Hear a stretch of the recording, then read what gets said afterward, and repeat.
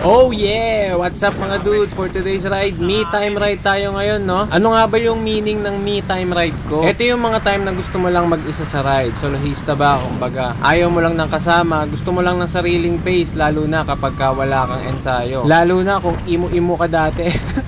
Ang ruta pala natin ngayon ay Morong Loop. Yung ibang siklista tawag dyan Rizal Loop or Teresa Loop. Andito na pala tayo sa Muzon. Alam nyo naman dito, never lumuwag. Kaya ayan, nakikipagbakbakan tayo ngayon. Kaya ang advice ko sa inyo, kung magmo-Morong Loop kayo, umalis agad kayo ng 3 PM. Kasi hindi lang naman sa Muzon traffic, kundi sa Binangonan din.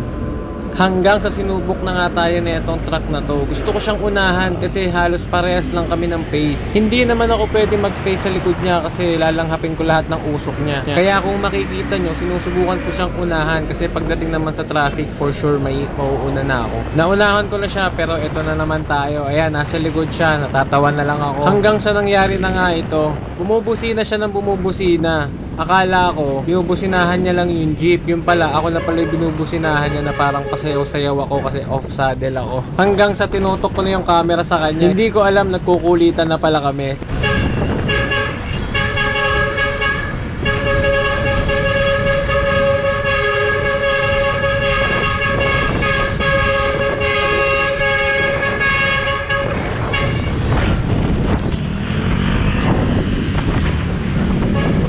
Nag-thumbs up ako sa kanya tapos bumusina din siya. Nakakatuwa lang na may ganun pala mga truck ngayon na nakikipagkulitan sa mga siklista. Okay, pa Cardona na tayo. Dito napapasok ang ahon ng Binangonan bago lumusong ng Cardona. Iba talaga nagagawa ng me time ride sa akin. Nakakapag-isip ako ng maayos, nakakapag-ride ako nang wala akong ibang iniisip na bagay. Pwede akong tumigil kung saan-saan, uminom ng tubig at magpahinga at enjoyin yung view. Minsan kailangan nyo rin mag me time mga dude. Sobrang nakaka-relax siya, promise. Medyo laspag na ako dito kasi kababalik ko lang ulit sa gantong ride. Hindi naman lagi pahirap, may lusong din naman. Pero mukhang eagles kasi napaka-iksi lang nito.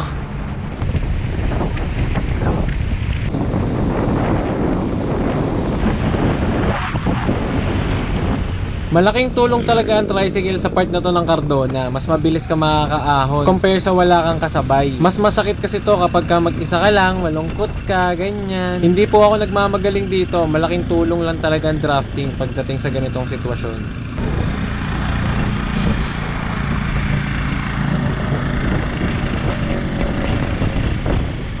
Hay, salamat, natapos din. Lusong naman ngayon. Masarap din tumigil sa part na to. Pwede ka mag-isip-isip, tumambay, tumingin sa view. Pero syempre dahil wala tayo isip, tara, alis na tayo. Okay, Teresa Antipolo climb na. Sa gamit ko na single speed, dito lang ako talaga pinaka nahihirapan itong umpisang sikon na to. Sobrang sakit kasi niyan, sobrang tarik at kailangan mo talagang bilisan dahil marami kang kasabay na sasakyan. Tulad niyan, may truck na naman. Alanganin na naman tayo. Pagdating dito sa solid cement, medyo naka-recover na ako kaya gusto ko nang unahan tong truck na to kasi ipitin tayo niyan dyan sa siko mismo. Mabibitin tayo, so mahirap. Kaya ayan.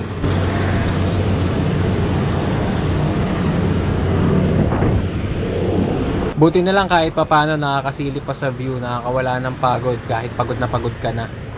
Okay, last siko na to. Konti na lang matatapos na ahon. Hayahay na tayo. Nga pala, baka meron sa inyo nakakapag-edit ng segment sa Strava. Baka pwede nyo i-edit yung tapos ng segment nitong Teresa Climb. Kasi napakalayo ng ending niya, doon pa sa may puno. Baka pwede nyo i-edit, ilagay na lang yung ending doon sa may Avida sa last ahon. Thank you po. Daan pala muna tayo dito sa Taktak. Magkakape tayo sa kape mismo. Masarap kape doon guys, try nyo.